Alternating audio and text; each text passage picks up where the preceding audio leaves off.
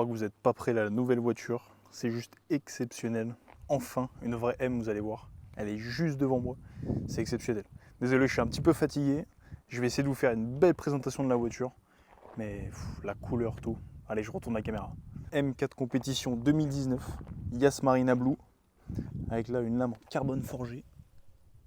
Voilà, c'est du vrai. Il est exceptionnel. Bon, j'ai pris un petit peu de moustique, mais ça va. Mais bon, du coup, c'est bien bas. Vous voyez, le carbone, il a été un petit peu abîmé, comme vous pouvez voir. Malheureusement, après, elle est légèrement frottée. Pas au milieu, hein. Ça frotte plus ici, sur les bords. Donc, il faut parfois les prendre en biais, mais pas tout le temps. Hein. Ça va, ça reste une voiture quand même vachement roulable. Mais, non, mais regardez-moi cette config. Hein. Oh là là. Avec les jantes 666. Bon, l'appellation, c'est pas la meilleure. Vous avez le toit carbone. Avec toit carbone magnifique. La petite pub, j'ai collé le petit stickers. Bon, il y en a pas mal sur TikTok, ils n'ont pas bien compris pourquoi j'avais mis un stickers, mais c'est pour faire une petite pub à la société. D'ailleurs, merci à Vive l'Automobile de me l'avoir trouvé. Bon, c'est pas comme si c'était notre société. Mais en tout cas, franchement, voiture exceptionnelle. Hein. Quand vous allez voir le bruit, parce qu'il y a le 4 intermédiaire qui est retiré. Mais regardez-moi cette config. Vous avez toute la lame, tout le béquet en carbone. Et après ça a beaucoup fait polémique sur TikTok, le faux diffuseur en carbone. Bon là ça se voit clairement que c'est du faux carbone. Hein. Je le savais quand je l'avais acheté, après ça change, hein, ça coûte 300 et quelques euros. Et au niveau de l'intérieur, bon là elle est vite teintée. J'ai essayé de la nettoyer rapidement. Avec les sièges compétition du coup. Là j'ai fait rattraper le siège parce qu'il était légèrement abîmé. Vous avez bien évidemment les ceintures surpiquées, ça c'est exceptionnel. Après siège électrique. Après vous avez le mode M1, ça je l'ai configuré en confort. Et M2 c'est la guerre mondiale, c'est tout sport plus, c'est exceptionnel. Après tout le tableau de bord en carbone, avec toutes les options pour changer la réactivité de la boîte de vitesse si je ne me trompe pas. Hein. Mais non mais regardez-moi cette config, hein. Yas Marina Blue, on en voit très peu. Hein. C'est une couleur qu'on ne voit pas énormément, ça change au moins un peu par rapport au noir, etc. Et quand je vais vous faire écouter le bruit, vous allez voir quand je la démarre, c'est quelque chose. Si certains sont intéressés, elle sera bientôt à vendre. Elle est encore garantie la voiture. Full entretien BM, là, elle sort il y a à peu près un mois d'entretien BM. Donc là c'est vraiment parfait, elle est prête à partir. Sur ces voitures là, il faut les faire tous les 10-15 000 km max, il ne faut pas écouter les préconisations. J'ai pas regardé les préconisations exactement combien c'était. Mais par exemple sur des BM normales, c'est 2 ans et 30 000 km. Mais là ça ferait beaucoup trop d'attendre autant pour une voiture comme ça, qui est autant sollicitée à chaque fois qu'on la sort. C'est mieux de faire tous les 10-15 000. En tout cas, c'est ce que je préconise moi pour mes clients et pour mes voitures. Donc, c'est pour ça qu'il y a un petit entretien qui a été fait pour la vente. Bon, quand vous avez ça dans le rétro là, mais les sièges aussi, mais parlons-en. Les 2 trous comme ça, ils sont hyper confortables en plus. J'ai même pas eu mal au dos. J'ai fait à peu près 700 km pour la ramener. Pas une douleur au dos. Après, on est plutôt habitué, mais il y a des voitures qui font plus mal au dos que d'autres. Je fais des 15 heures de route parfois, mais là, franchement, pour 7 heures de route, pas une douleur au dos, c'est hyper confortable, vous réglez les lombaires, vous réglez tout un tas de choses et au moins vous êtes bien installé confortable. Je fais 2 mètres et ça passe super bien dans la M4. La hauteur sous plafond, nickel. Quand je tourne le volant, ça touche pas mes jambes. Enfin, c'est vraiment parfait. Hein. Il y a des voitures, je conduis pas mal de voitures du coup avec les clients. J'étais étonné de la place que j'avais, hein. C'est top. Et moi qui aime pas trop le toit ouvrant, là, avec le beau toit carbone, au moins je suis tranquille. Après j'ai collé, comme je vous ai dit, le petit stickers rapidement. Même la face arrière, c'est exceptionnel. Et ça, le M4 noir, ça veut dire M4 compétition. Et quand vous l'avez en argenté, c'est M4 normal. Donc parfois peut-être certains peuvent confondre et dire ah bah c'est une M4 normale. Mais en fait avec le logo noir c'est M4 compétition. Normalement, j'ai appris ça il n'y a pas longtemps. Donc si je fais une erreur, dites-moi. Hein. Mais normalement j'ai juste là-dessus en tout cas. Le démarrage avec les valves ouvertes. Donc cata intermédiaire retiré, c'est beaucoup plus beau quand même comme sonorité.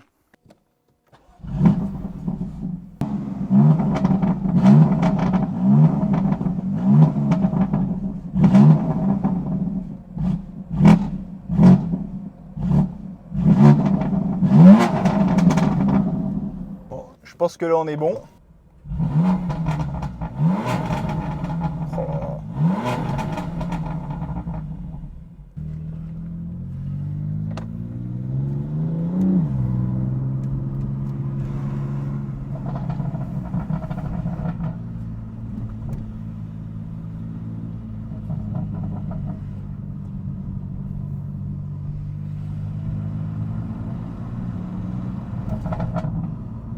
Mais à part ça, c'est une voiture qui est hyper confortable à rouler, qui se roule très très facilement. Hein.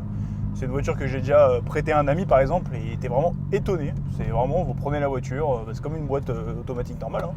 Vous prenez la voiture, vous roulez et il se passe pas grand chose de plus. Hein. Franchement, c'est comme une voiture normale. On peut être assez impressionné au début par la puissance du véhicule.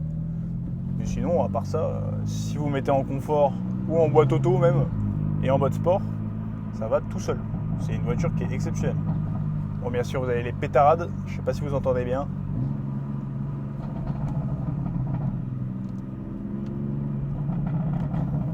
Mais non, en tout cas, ouais, il y a une belle sonorité qui nous accompagne en tout cas. Et ça, c'est le plus important. Hein. Sinon, j'aurais pris une Tesla. Ça marche beaucoup plus fort. Après, certes, niveau châssis, je pense que c'est pas pareil. Mais niveau châssis aussi, je me suis jamais fait peur avec. Hein. Ça tient très bien la route, il n'y a aucun problème. Là, il y a une petite ligne droite, donc je crois que c'est parti.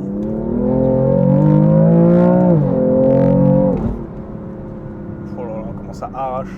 C'est des voitures qui sont faites pour ça aussi, un petit peu accélérer, se faire plaisir. Sinon, on n'achèterait pas ça et ça retranscrit vraiment quelque chose. Hein. C'est vraiment moi ce que j'aime dans les voitures, c'est le son, toute la technologie qu'il y a derrière, voire toute l'ingénierie qu'il y a derrière cette voiture. Ça tient aussi bien la route, que ce soit en termes de pneus, de suspension, de direction, tous les réglages. Vous pouvez régler toute la boîte de vitesse. Vous avez 3 modes de conduite. Apparemment, je ne sais pas si c'est vrai, mais c'est pas très bien de la mettre en full. Donc moi forcément je la mets en position 2. Donc c'est déjà elle est très très réactive en position 2. J'ai déjà essayé en 3, mais ça ne change pas énormément. J'ai pas vu de très gros changements où ça mettait des gros à-coups, etc. Ça reste correct. Mais sinon, ouais, c'est top à conduire. Là, je suis en 4ème, vous voyez, 70 km/h. Je sais pas si on entend, mais il y a des petits pétarades qui nous accompagnent. Exceptionnel.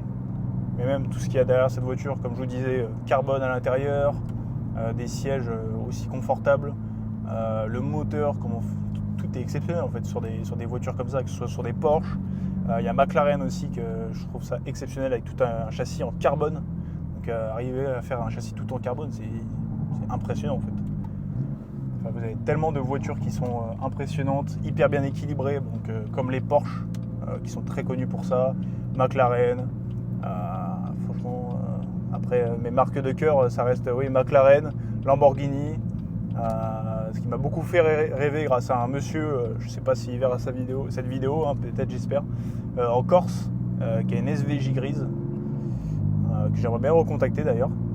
Et un monsieur aussi dans la région 38 qui passait en Aventador SV. Il me semble que c'était un Capristo ou quelque chose comme ça.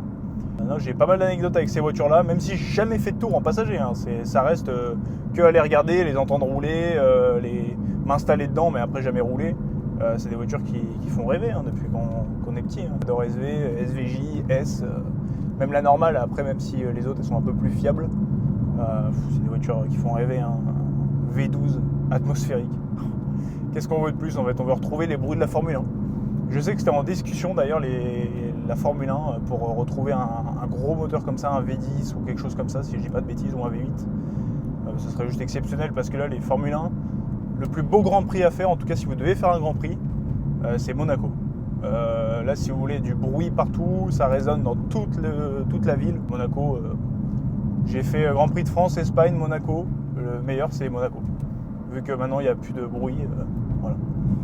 Maintenant place au roulage, hein, parce que après avoir autant parlé, je pense que vous avez plutôt envie d'entendre cette voiture que moi parler.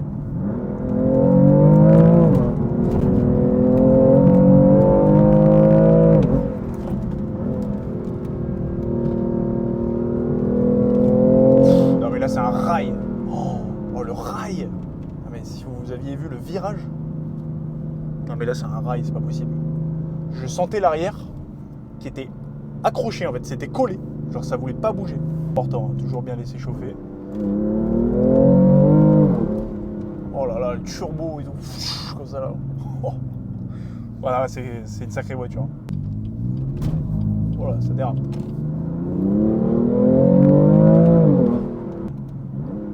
Attention, le tunnel.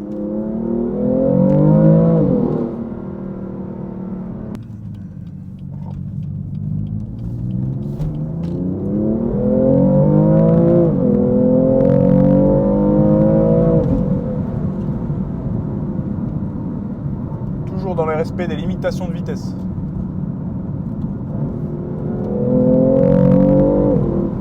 Ouais, là, on est sur une route pas très propre, avec un peu de défaut. Alors, on sent qu'elle commence à danser un petit peu, la voiture.